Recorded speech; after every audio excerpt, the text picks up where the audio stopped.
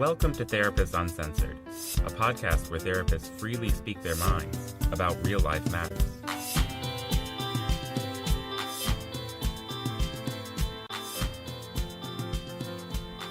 Hi, Sue Marriott here with Therapists Uncensored.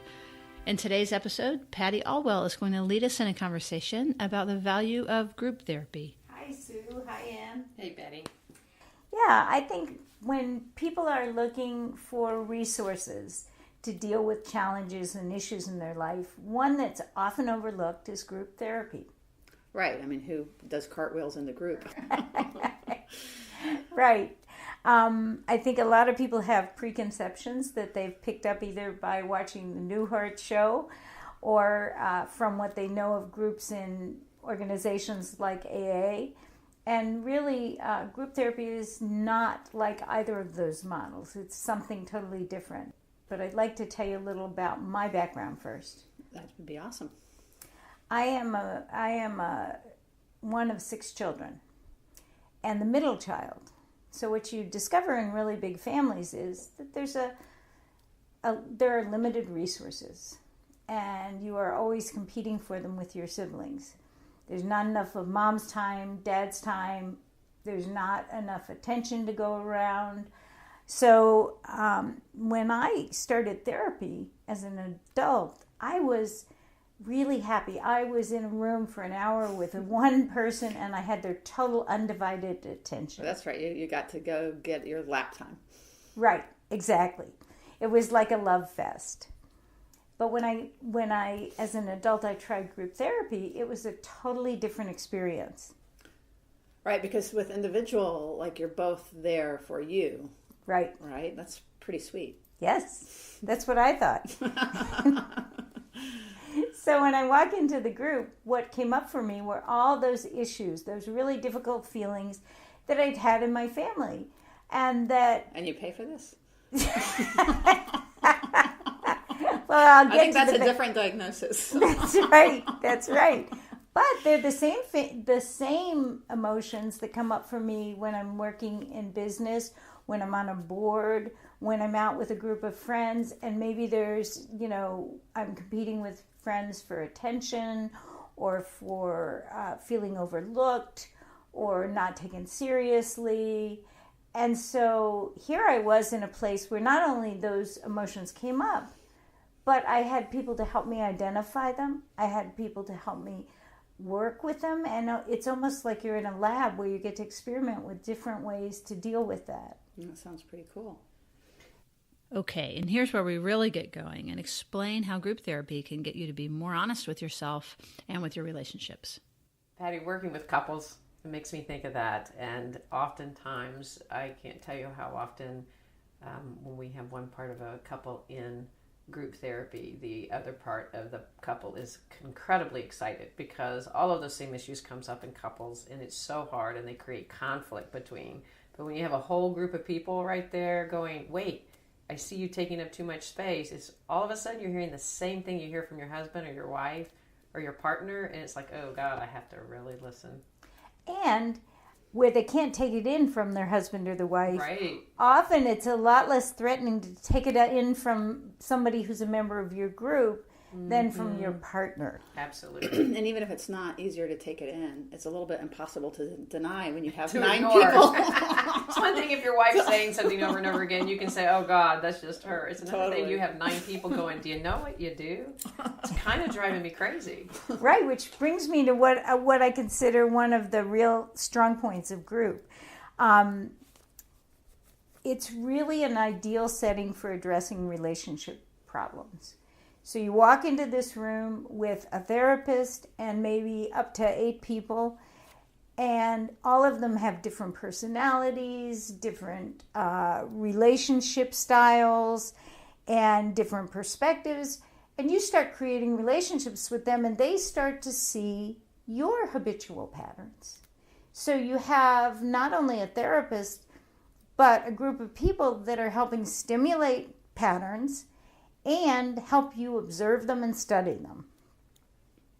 Exactly. And I think it's invaluable, really, especially I think another aspect of that is as they get stimulated and you have people helping you, you stay and you get into the process of really working through it and not just hearing about, oh, you have this one issue. You stay and you get to work through it over a long period of time in a really, really safe environment. Well, y'all are making it sound all sweet and everything. Like, that's true. Seriously, group is hard. Group is hard. The first, one of the first things is identifying them. But the second part, which I agree is hard, but you are in a sort of low risk environment to experiment with new social skills. So, if you go and you're with your partner, it can feel really hard to try new skills. But, you're sort of in a lab with a group of people where you can, try and change how you react to something and see what happens and see how you feel about it. And you have a group of people that are going to let you experiment with that. Right. So, like, if you're a caretaker, like a chronic caretaker, the goal in group would be to be a real jerk. You get to try that out. We get to practice our bitchiness and our selfishness, and or we get to admit that we have a side that really wants things, as opposed to paying attention to what everybody else wants in the group and deferring to everybody else. Because after a while, the group's not going to let you do that. They're going to keep calling you on it, and at some point, they're going to ask you, "What do you want, Sue?" And you can only avoid that question. You can't run out of the room, right? Right.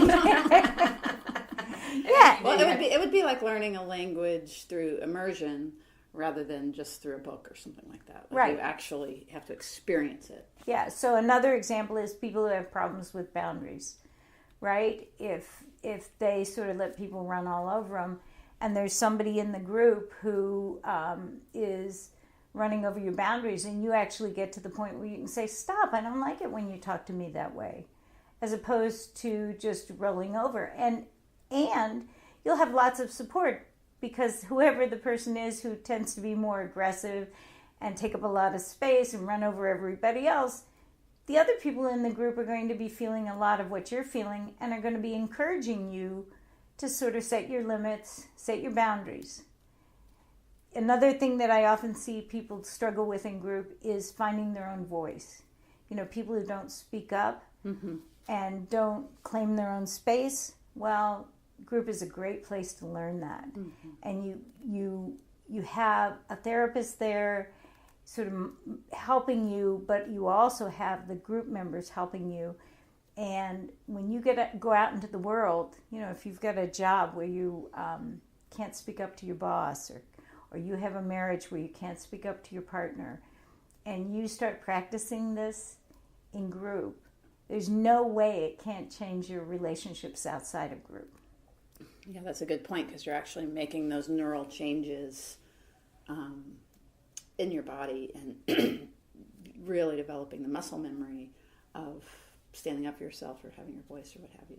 Right. Learning how to be empowered in that way. And another thing that adds to that is that you also get perspective, and you get to hear different people's perspective on the issues that you have. So when you're having a hard time, number one, being able to speak up for yourself, and number two, feeling like your issue is valid. It's another thing. You have 7, 8 people around, being able to, many times of different genders, being able to go, wait, I really get your point, or this is where we get stuck. And it helps empower you to be able to find your voice and to realize what you have to say is really important. And that's really a point that I want to stress, because when you do that and you discover that the world doesn't end, people don't hate you, you don't collapse in shame. You didn't just blow the people out of the water. They're still standing. Exactly. I mean, so many of us are so scared of our anger or scared of standing up for ourselves. We worry that if we do these things that are good for us, that somehow there'll be these we don't know what they'll be, but horrible catastrophic results. And you get to see in group, oh, I did that and nothing happened. I actually said I was angry, and the person I said I was angry to, instead of running away, was drawn closer to me. That reminds me of one thing too, Patty, that you get so much more insight because we're assuming that we know we don't have a voice, but oftentimes we think, oh, I can't have a voice with my partner. I can have a voice with everyone else, but I can't actually. And so we blame our partner often for that problem. Then we get in and we start talking about it in group, and you can demonize your partner, say he or she won't listen. But when you learn over time, it's really that most of the group is not listening to you, and it's because you're not the one standing up for yourself. It helps you really generalize that it's your issue rather than your partner's. And for that, it could be a big relief. Yeah. Yeah, I so agree with that. Right. That whatever the things are that we struggle in the world, like we evoke it in the group. So if we can, so we can get people to not listen to us. And not recognize it. We can blame it on the world and blame it on the world. And then you get in group and go, wait, I keep blaming the world for this. And what's my participation? And the group is the most powerful. In working with individuals and couples, I really agree with you. The group is the most powerful way to really see what your own particular issues are and then get that muscle to work on it. Because it's very different than going, people are like, well, what's the difference between having a group of friends that listen, support, and challenge me? Yeah, because then I can pick them. And what if I don't like a group member? Exactly. We go pick. That's what exactly. Good point, Sue. Because you pick your friends. And you pick what fits with you and what works. And if somebody doesn't fit and work with you, you kind of discard. You're like, no, that's not a good person for me to be friends with. So we prune our friends. In group, we don't get to prune the members. So it lets those parts of us get evoked that we wouldn't be challenged otherwise. Right. And to go back to my own personal experience in group, the parts of me that react to competition, jealousy, envy, that were very... were evoked in my family, get evoked in a group. And then what I discover is that it's okay to turn to somebody and say, I'm jealous when you get all the leaders time, or I'm really resentful that you and Sarah have this strong relationship. And to find out that rather than those people, being angry at me, they're interested. They're actually interested in the fact that I'm feeling these things towards them. And I think we tend to believe that we can have a relationship that's close that only has some of our feelings, the good ones, the warmth, the love. Well, guess what? The way to have true intimacy is to feel all of our feelings. So you can't feel love without feeling hate. You can't feel joy without feeling sadness. So deciding which ones you're going to have in a relationship diminishes the relationship. You need all of them.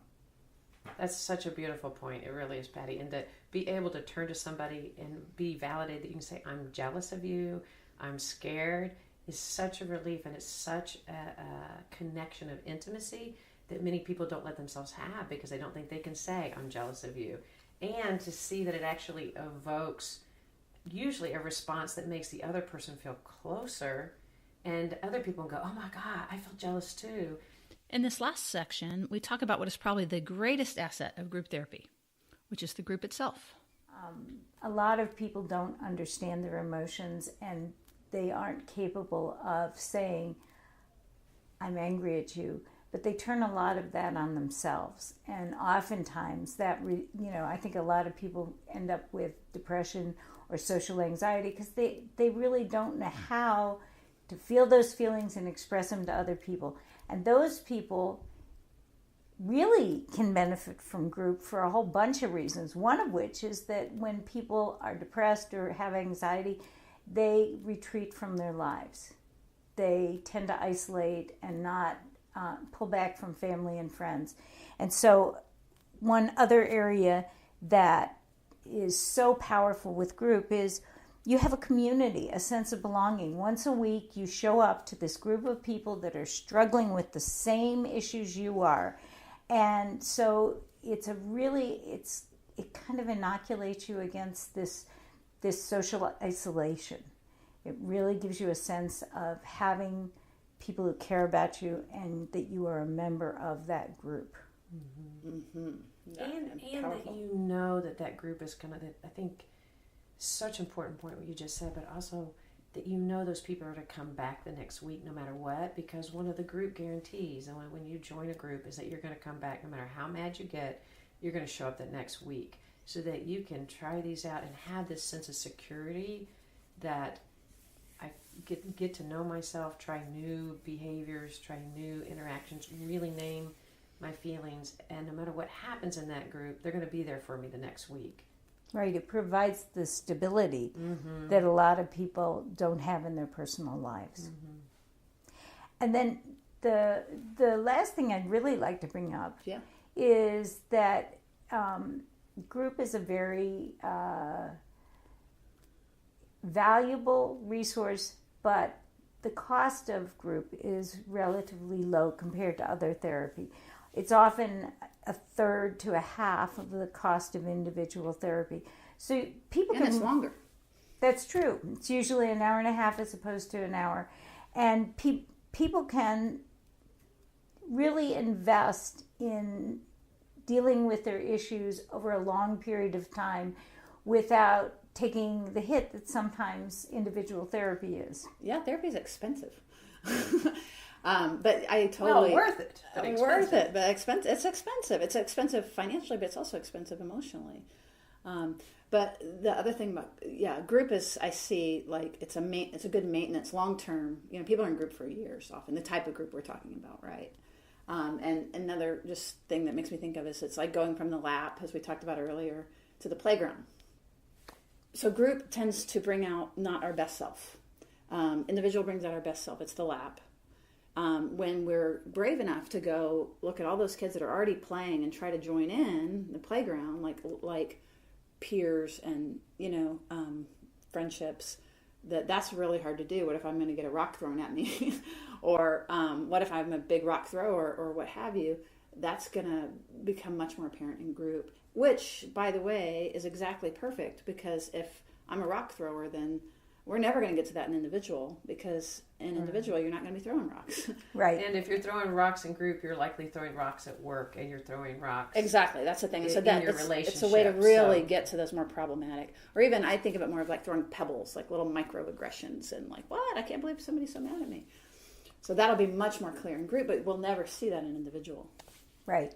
So I think, sort of to sum it up, we're talking about a resource that people should consider when they're struggling with issues, that's less expensive, brings up different issues, and allows access to things that can be problems in your life but aren't as likely to come up in an individual therapy session. Awesome. Thank you, Patty. This was really enlightening. Thanks for joining us for this episode of Therapist Uncensored. If you'd like to see more and hear more, just check us out at therapistuncensored.com. There you're going to find show notes, links, content, other materials. We would love for you to sign up for our email list. That way we can be connected, and also you can reach out to us and let us know what you think, including any topics you would like us to cover in future episodes. Thanks for being a part of things. Therapist Uncensored is Ann Kelly, Patty Alwell, and Sue Marriott. Cameron Lindsay edits the show.